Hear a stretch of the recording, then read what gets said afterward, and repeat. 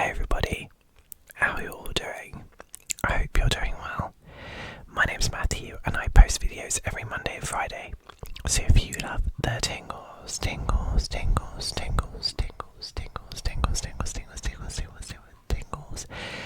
then please do hit that subscribe button because you are in the right place. Now before we get into today's videos, yes, that is Christmas bedding you're seeing on my bed. You may say it is a little bit early for all the Christmas stuff, and I would very much agree. But my mother would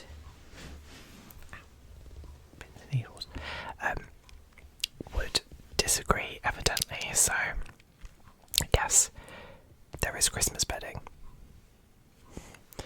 Just get that out of the way. Also, I'm always on the lookout for your guys' suggestions for true crime cases that you'd like covered. So please don't hesitate to leave them in the comments below. One of today's, well, both cases we're going to be looking at today are suggestions, but one, which is going to be the first one we're covering, has a deep connection with the person who suggested it. So it is interesting. Obviously, we always look at true crime cases, but none of these cases, that I'm aware of anyway, that anyone who's watched them actually has a personal connection to that case we're covering. So I really admire the person for coming forward and sharing their story and their connection to this case, because I do think it's really important. So yeah, I'm really I was taken aback by it really, and it's really been on my mind since I read the case. I've done a little bit of research as well, so we are going to look at my notes. We're going to look at an article, because sadly there isn't like a really good detailed article that I've been able to come across that really talks about this case, which I think is really wrong, because this person is a monster. But I do understand that his victims are children, and obviously you've got to protect the children, although these children weren't protected as they should. But that goes to the whole base of the whole basis of the story, is that this person led to believe to his community that he could be trusted. But these children were actually in a lot of danger. So it just goes to show that you don't always know who a monster is. And yeah, I'm going to stop waffling now, and we're going to look into the case of David Scott Curtis.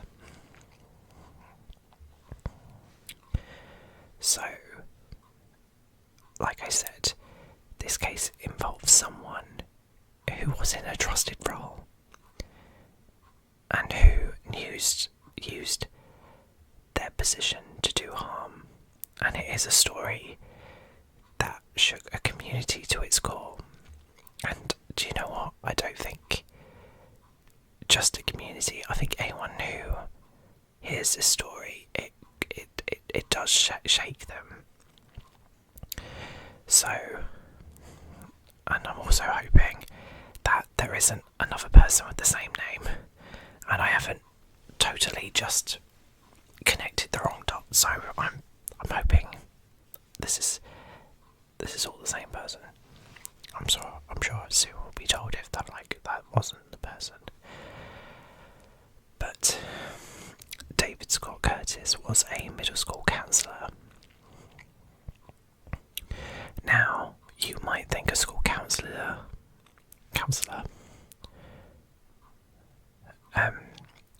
would be someone to help you through tough days, who would guide you in your education and give you advice about life beyond school.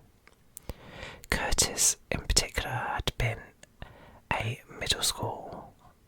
at this middle school for years, and he had built a reputation as someone as students could turn to in times of need, and a friendly face that families felt that they could trust. But in 2020, this image of a trusted counsellor fell apart when a series of deeply disturbing revelations came to light. It began when a concerned parent stumbled upon messages between Curtis and a student. These messages were inappropriate, explicit even, with Curtis engaging in a relationship that crossed professional and moral boundaries. It wasn't long before the authorities got involved and Curtis's dark secret unravelled. As they dug deeper, investigators found out that this relationship wasn't an isolated incident. Curtis had been using his position to manipulate vulnerable students, breaking that very trust he was supposed to uphold. For the families at this middle school, this news was nothing short of a nightmare. Parents had trusted him with their children, assuming he was someone safe, someone who cared.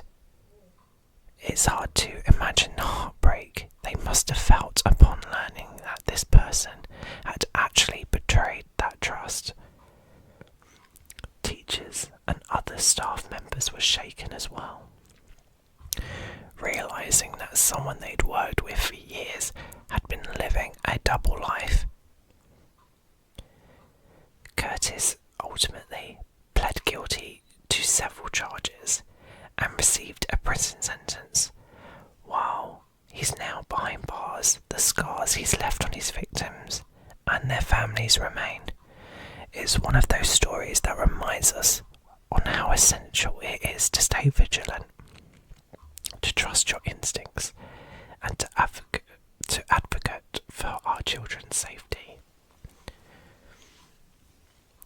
So we're now going to look at an article on this case. Now, I may be wrong, but this was the most detailed article I could find about Curtis. So this article was published on April 2nd, 2024. So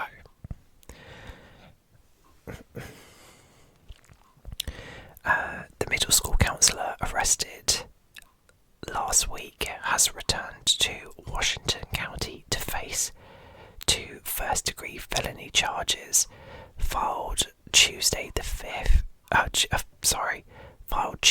in the 5th District Court in St. George. The defendant, 54-year-old David Scott Curtis, has been charged with 1 first-degree felony, each count of rape and forcible sodomy in the case filed Tuesday by the Washington County Attorney's Office. This case was filed following a report alleging the sexual crimes committed against a child, according to charging documents filed in support of the arrest. During a forensic interview, investigators learned that the defendant had sexually assaulted a child starting when the youngster was under the age of 10. Abuse that reportedly took place multiple times for several years until shortly before the suspect was arrested on an unrelated case, the report states. Curtis, who was living in Littlefield, Arizona, was arrested March 21st at Charles. I'm not going to say the middle school. Which is where he was employed as a school counsellor. He was taken and then booked into Clark County Detention Center in Las Vegas, Nevada. Early Tuesday morning, Curtis was extradited back to Utah and was booked into Purgatory Correctional Facility on first-degree felony charges. He's being held without bail based on safety concerns for the victims, as there have been multiple victims, detectives noted in the request. Investigators also noted that similar incidents involving the defendant have been reported in multiple states, and it is likely that there are other victims as well. The defendant has retained Christopher Salcido, who filed an appearance in the case on Tuesday. Wow.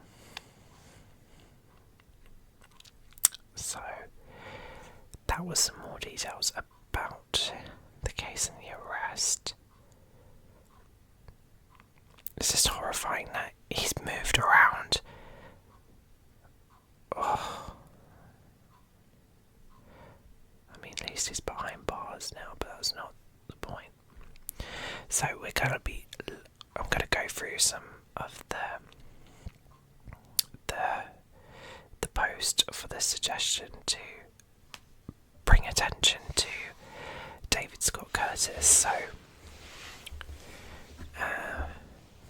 So he is a lifelong child predator and turned out to be a close family friend of this person. He grew up down the street from their mum and her family, who it was later revealed that his crimes have personally affected. It is believed that his first victim was his adopted brother, and one of his longest recurring victims was his nephew, whom he took into his home when the boy was young. He was a scout troop leader and most recently a middle school counsellor in Arizona. We were right. It was the same person. I was a bit paranoid that it wasn't, but then what are the odds that that person would have the same name?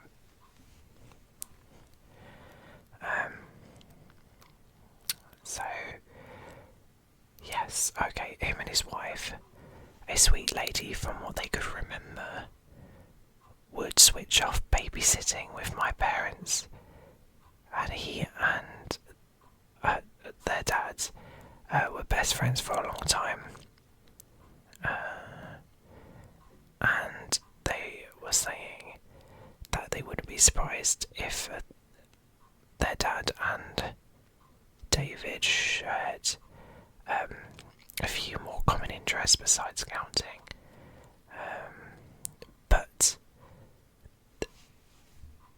there was no evidence of that. So, but we move forward. Scott, as he was known to his friends, has let his most evil, intrusive thoughts become a reality, and the fact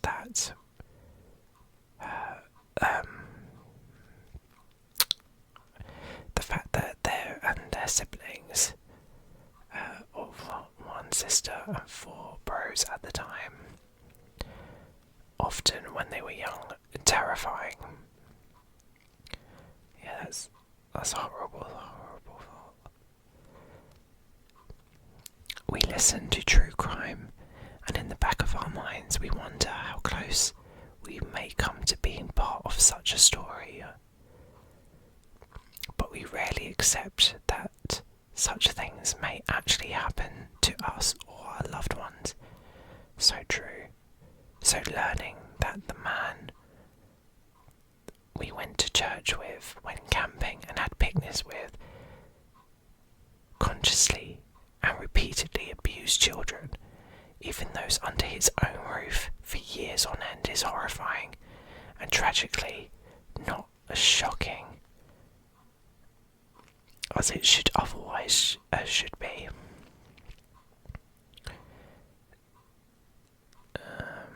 These are the end times, and unfortunately it's just going to get worse from here.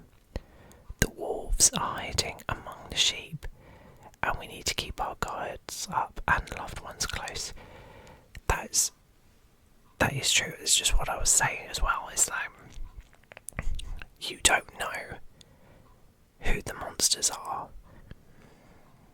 and that's scary, because it's true, they're walking among us and you don't know if you're really safe, and that's horrifying. Just because someone claims to be a God-fearing and tax-paying citizen doesn't mean that they aren't actually one of the worst examples of humankind has to offer. But it is important to remember that one person's actions do not represent a group as a whole. But as you learn about one thing, your mind singles out other things that fit the pattern. There are still good people and green flags out there. We just need to have faith and distance ourselves from those wolves and build up our boundaries so we can live peacefully as possible.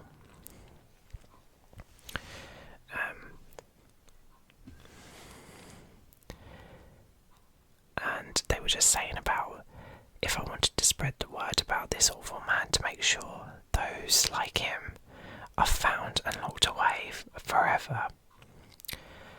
So, this, and even for those who aren't personal victims of David Curtis, but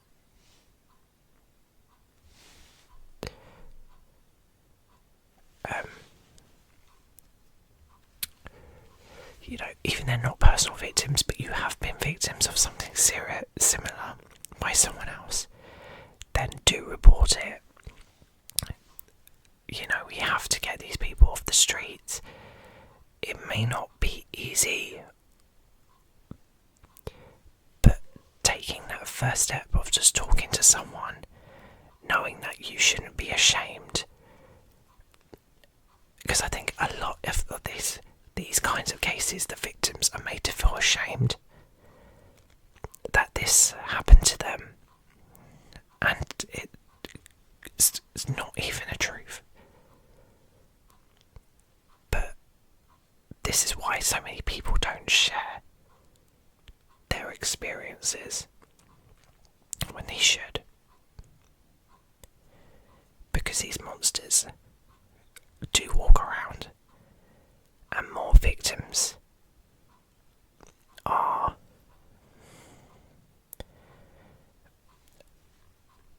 there's just more and more victims, and it needs to be put a stop to as soon as possible.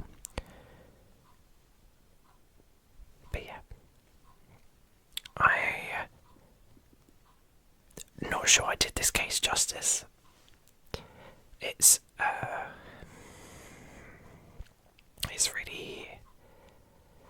really affected me. So I do apologise if I've not done this case justice at all. But yeah. Okay. So let's move into a different kind of story. A mystery that remains unsolved and is filled with unanswered questions And this case is Elizabeth, or Liz Barraza. Elizabeth Barraza was by all accounts a remarkable person, known for her creativity and kindness. Liz was passionate about Star Wars, Harry Potter. We would have got on well. I wonder what house she was in. I'm a Slytherin. I wonder if she was a Slytherin. Probably wasn't a Slytherin. She was probably a Gryffindor. Anyway, not the point. And especially cosplay. She would spend countless hours crafting costumes and participating in conventions. She and her husband Sergio even met through their shared love of these fandoms, bonding over their passions for fantasy and adventure. Liz and Sergio had been married for nearly 5 years, and as an anniversary celebration, they were planning a trip to Universal Studios. In anticipation for their trip, Liz decided to host a garage sale to clear out some belongings and make a little extra spending money. The night before, she had set everything up, arranging items to make the quick sale, to make it quick and easy for them in the morning for the early morning buyers. It was January 25th, 2019, a cool, quiet morning in Tomball, Texas, around 6:50 a.m. Liz stepped outside to finalise the setup. She was alone, but it was a peaceful neighbourhood where people felt safe.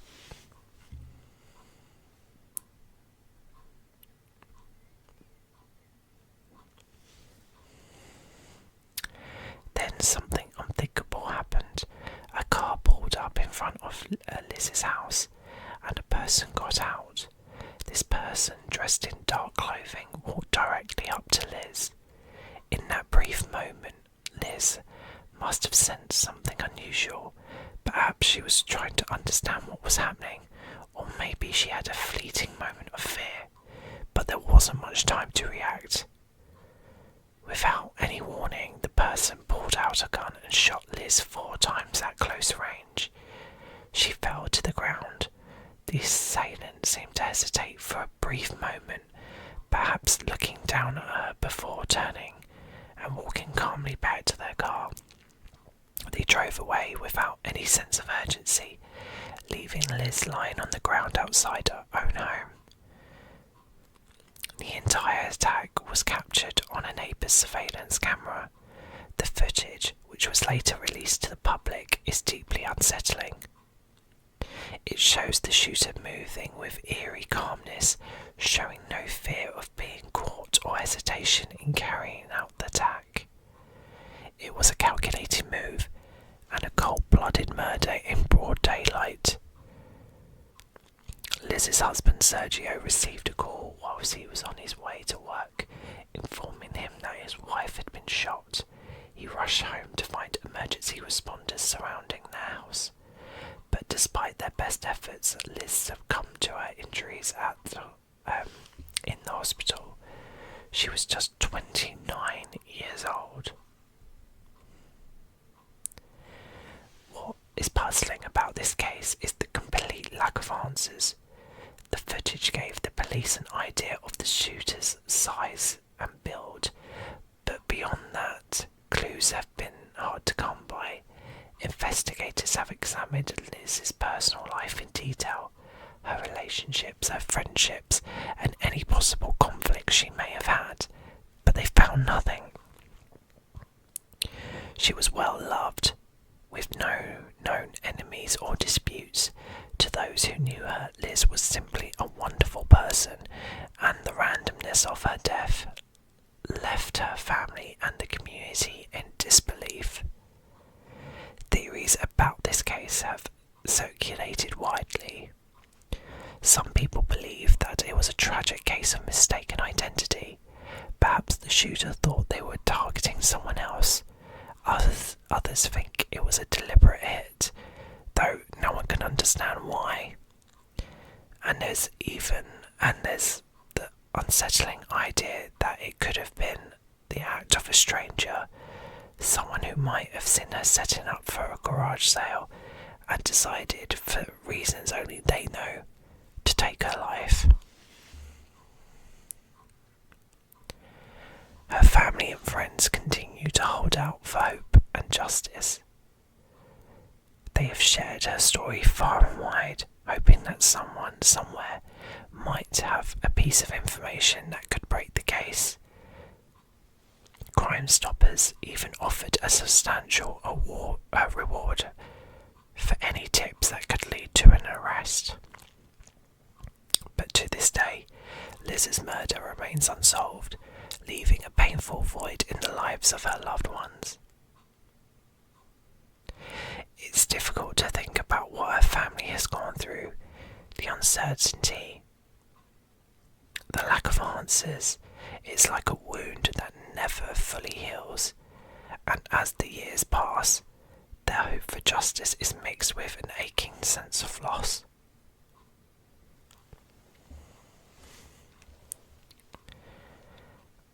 This is so bizarre, and it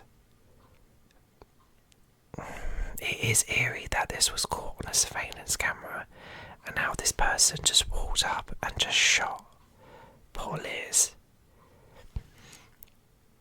I don't quite know what to think about this case either, because if it was like an organised hit, what would be the motive? There doesn't seem to be a motive. Not even the police could discover the motive for why someone would want to do this to Liz. And even if it was a stranger, like why would you want to do that? It makes no sense.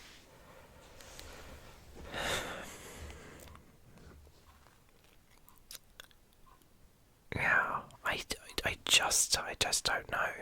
I do hope that, someone out there knows something, don't they? So I hope information does come to light eventually, and the family does get that peace, because it would be horrible living with all that unknowing and lack of justice.